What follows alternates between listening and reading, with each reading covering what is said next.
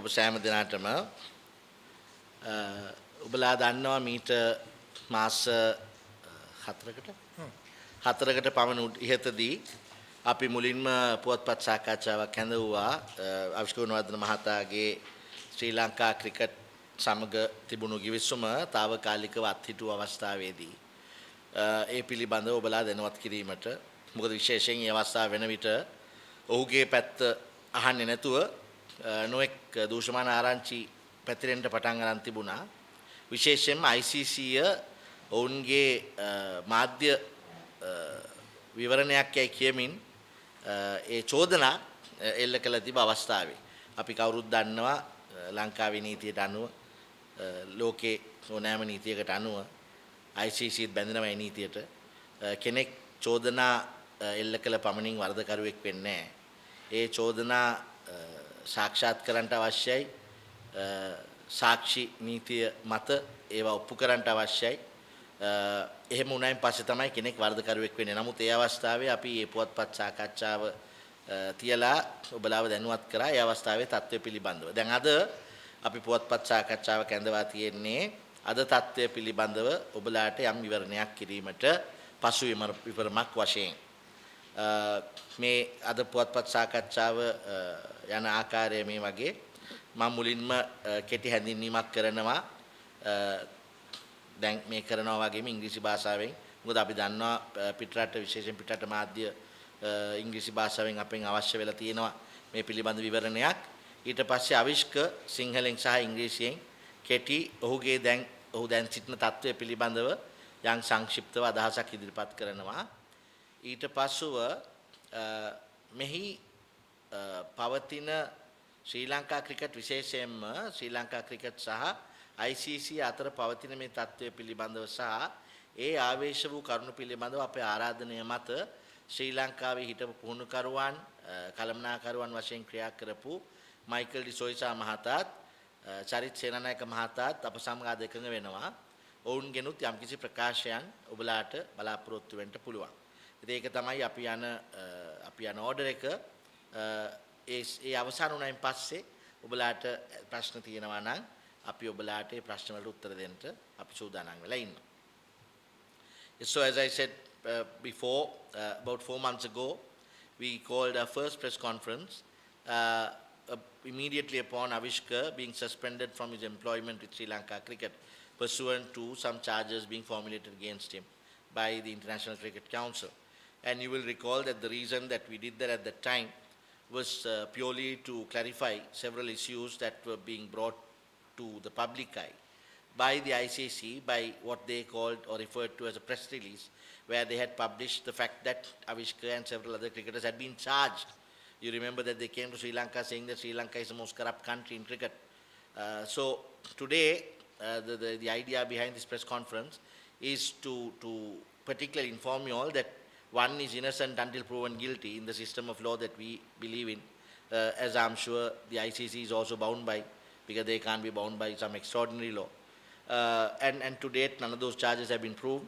So for 4 months, a man has been charged, publicly ridiculed and humiliated, and today he is without also employment since the 30th of August. And it is to update you on what we informed you 4 months ago, that we have called this press conference, because these are not matters that are limited to a particular household or that happens inside a bedroom. These are matters to do with Sri Lanka cricket, which is a public body, international cricket, which most people in the English or colonized world follow still. And therefore, these are public matters, and therefore it is important for the public who have placed reliance on stars such as Avishka, who have been following their cricket, who have been following Sri Lanka cricket. It's important for the public to know what's really happening. And it is in the interest of that public disclosure that we call this press conference.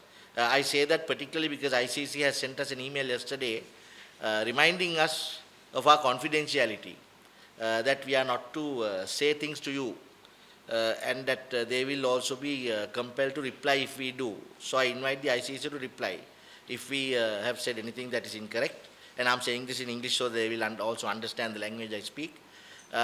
If the ICC has anything to say with regard to anything that we inform the press, they are more than welcome to do so, and we are also well adequately capable and we are willing to meet any such argument by the ICC. I will now quickly update you on the legal status of matters at present. First in English, and I will thereafter say it in Sinhalese. You know that we are both before two proceedings. We have parallel proceedings that are presently against Avishka by the ICC, and we are meeting the ICC at the hearings. We have held several items of correspondence exchanged between us and the ICC, and it is at present at a preliminary stage where we have challenged the jurisdiction of the ICC to charge Avishka.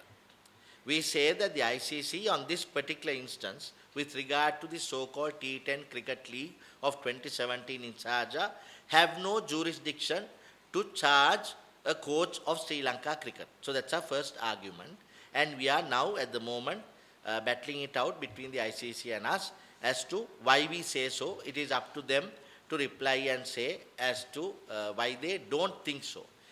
So a jurisdictional challenge is that when you say ab initio at point 0, you have no right to touch me, and that is a challenge that we have mounted at the moment. In addition to that, we have also asked for certain information from the ICC with regard to the so-called evidence that they say they have against Avishka and the others charged.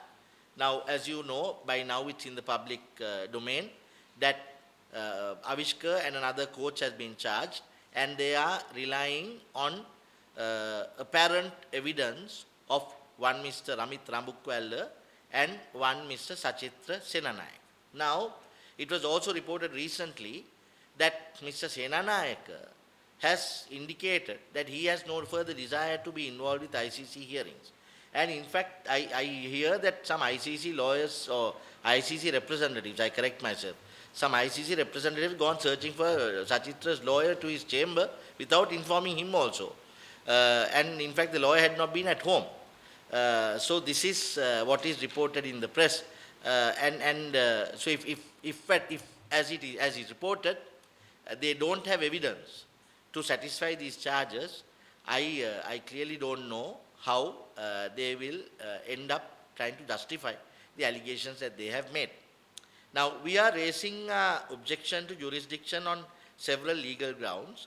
One is the fact that this T10 Cricket League of 2017 was not part of ICC rules nor ECB cricket anti-corruption code that under which they have been charged at that time.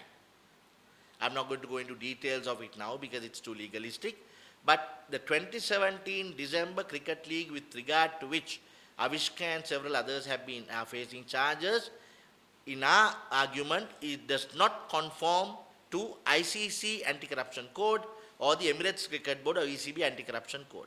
That is being argued with the ICC, and we intend to raise those arguments. Now, the second ground on which we say that they can't be touched is because on the ICC's own mission, they are not acting as the International Cricket Council. They are acting as an agent for Dubai. So one chap called Saji Al-Malk or someone spends some money and puts up a cricket carnival, and it is not a national team that participates. Many of the teams are not national teams. So it is not a national event in any interpretation. Neither does it conform to a domestic tournament in terms of the rules. So it's at most some cricket carnival that someone has. So with regard to that cricket carnival, ICC can't have jurisdiction. They themselves say that they were acting as agents, paid agents of the Emirates Cricket Board to act as anti-corruption officers. Now, if that is the argument, our argument is you are paid agents of one agency, therefore you can't impose your influence on Sri Lanka cricket as ICC because you are servants of someone else. Now, the same argument arises with regard to something that was disclosed in the press just over the weekend that I happened to see, that apparently Sri Lanka cricket is paying ICC some thousands of dollars to be in Colombo. So if Sri Lanka cricket is paying ICC, as reported in the press, then I have another question that arises now, which we must raise in future.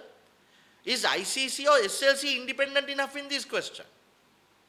Because if I ask a servant to come to Sri Lanka and pay him money to do some job, then am I going to listen to that servant when he comes and tells me, okay, you charge so and so, charge so and so?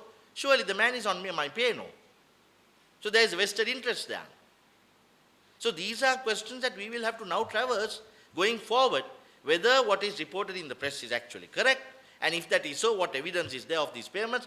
I know that the person who published this has said that they have evidence that Sri Lanka Cricket is paying so many thousands to ICC to be in Sri Lanka, and then there is also evidence that ICC officials and SLC officials have been meeting at several places with regard to what they claim are investigations. So all these things we intend to bring up in evidence once we go into a hearing, and therefore, as they say, truth will alight.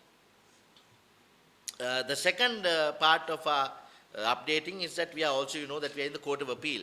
We have mounted an action against Sri Lanka Cricket and the Honourable Sports Minister for several breaches of the law. One is that there was no jurisdiction and therefore no authority to suspend Avishka as they did.